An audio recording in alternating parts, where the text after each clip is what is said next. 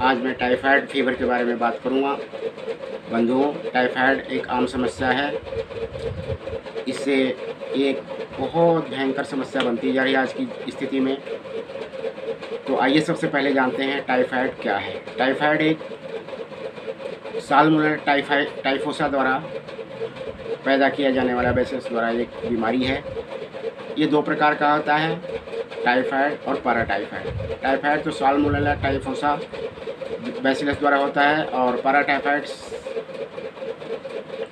पैराटाइफोसा bacillus द्वारा पैदा किया जाता है।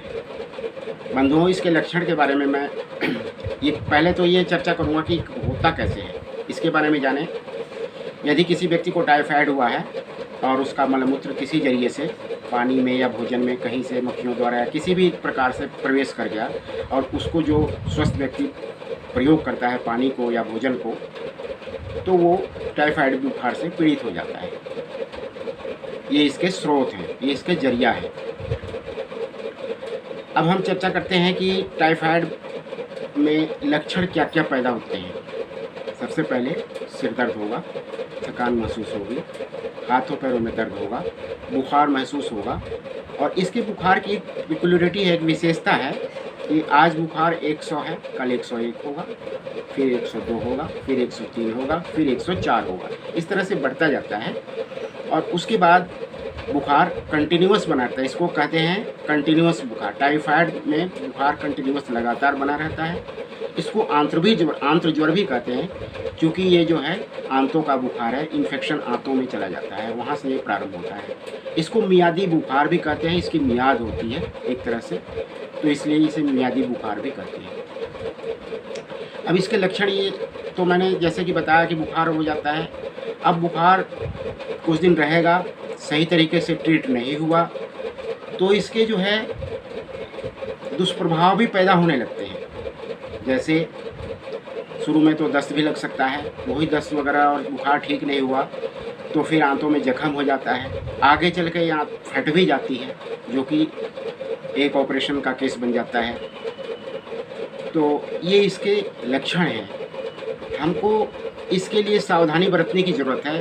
पहले मैं आपको वो बात बताऊंगा जो सभी लोगों को करनी चाहिए, जैसे साफ़ सफाई का ध्यान, हाथ की उंगलियां, ये नाखून वगैरह सब सही तरीके से साफ़ होने चाहिए, कटे हुए होने चाहिए। साग सब्जी जो भी अच्छी तरह से धुले हुए होने चाहिए। और हमने एक और देखा है कि जैसे लोग बर्तन धो के रख देते हैं और बर्तन धो के रख के खुला छोड़ देते हैं, उसमें मक्खियाँ आई, बैठ गई और उसको हम उसी तरह से प्रयोग कर लेते हैं। आप ये मत सोचें कि आपके बर्तन धुले हुए हैं तो वो सुरक्षित हैं। उसके ऊपर एक कपड़ा रखिए ताकि उस पर मक्खी इस कपड़े पे बैठे, ऐसे इस हिसाब से रखिए कि उस पर डायरेक्ट ना हो, और फिर भी दोबारा हट के धो लीजिए तब प्रयोग कीजिए। तो इसमें साफ़ सफाई का बड़ा महत्व है। ये आपको सावधानियां बरतनी पड़ेंगी और बरतनी चाहिए यदि आप इन चीज़ों से छुटकारा पाना चाहते हैं। अब हम बताते हैं कि इसका उपचार कैसे होता है। बंधुओं, होम्योपैथी द्वारा इसका जड़ से उपचार हो जाता है, जड़ से ये बीमारी खत्म हो जाती है। अब इससे पहले मैं थोड़ा सा आपको एक और बात बता देना चाहता हूँ कि इसका टेस्ट क्या हो सकता है।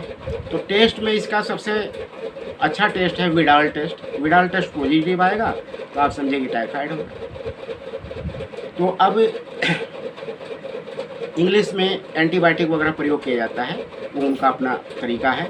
हमारे होम्योपैथी में इसका इलाज होम्योपैथिक दवाई द्वारा होता है और बहुत सफल इलाज होता है।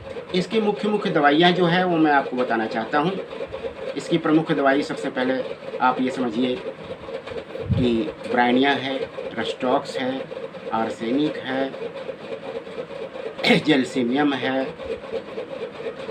और आगे चल के बहुत सारी दवाइयाँ हैं। म्यूरेटिक एसिड है, कार्बोवेज है, बैप्टीशिया है, पायरोजेनियम है, जो कि सेप्टिसेमिक अवस्था हो जाती है उस समय प्रयोग किया जाता है। तो ये दवाइयाँ हमारे होम्योपैथी में लगभग ये सब बहुत सारी दवाइयाँ हैं, लेकिन ये मुख्य दवाइयाँ जो हमारे यहाँ प्रयोग होती हैं। लेकिन मैं बीमारी के आधार पर दवाई का चयन नहीं करता हूँ।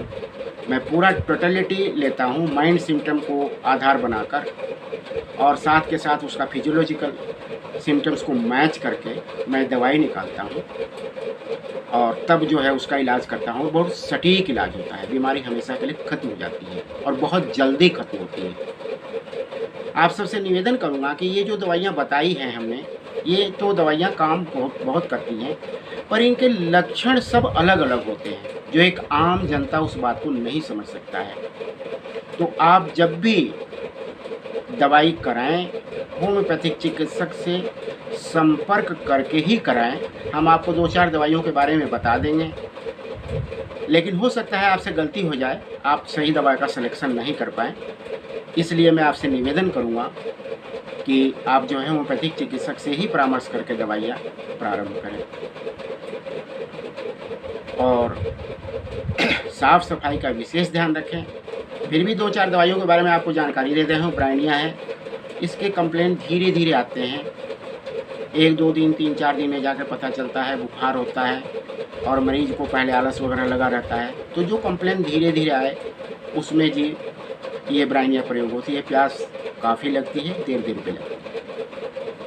ये इसकी छोटी मोटी बातें बता रहा हूँ आपको। जेलसीमिया में उसका भी कंप्लेंट धीरे धीरे आता है, उसमें प्यास का अभाव होता है, उसमें लेथर्जी वगैरह होती है, पेशेंट पड़े रहना चाहता है।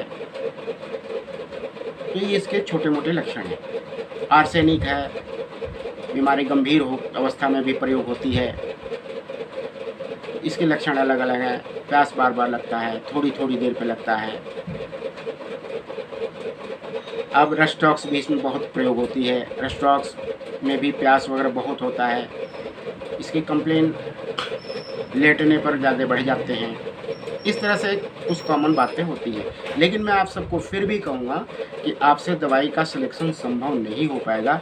इसलिए आप होम्योपैथिक चिकित्सा से परामर्श करके दवाई लीजिए ताकि आपको पूर्ण रूप से लाभ हो पाए। और मैं आपसे एक निवेदन करूँगा कि आप मेरे चैनल को सब्सक्राइब भी करें, लाइक भी करें, बेल आइकन भी दबाएं और कमेंट भी करें ताकि आपकी समस्याओं को मैं समझ सकूं और उसका उत्तर भी दे सकूं और समय से वीडियो आपके पास पहुंच सके। धन्यवाद। नमस्कार।